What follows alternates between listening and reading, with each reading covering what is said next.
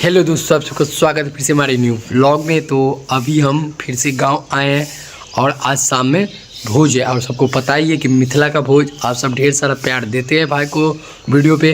तो भाई का फिर से आप सबके डिमांड पे फिर से आ चुका लेके न्यू वीडियो मिथिला का भोज का। तो आज जाने वाले हो भोज खाने, तो उसी का ब्लॉग आपको देखने के लिए मिलेगा। बहुत ही ज़्यादा मज़ा आने वाला है। और भाई हर भोज में एक न एक व्यक्ति ऐसे होते हैं जो बहुत ज़्यादा रसगुल्ला खाते हैं हर गांव में।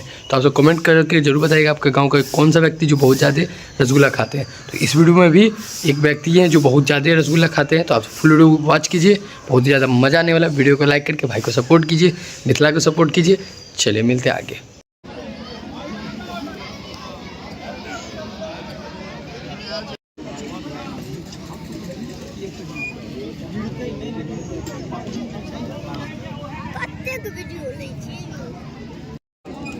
Boa, dein Frei.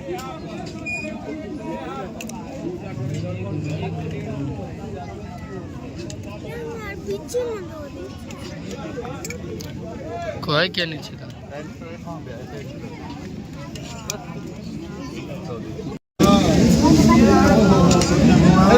देख सकै छी। और अखन पूरी बाकी है, पूरी आना।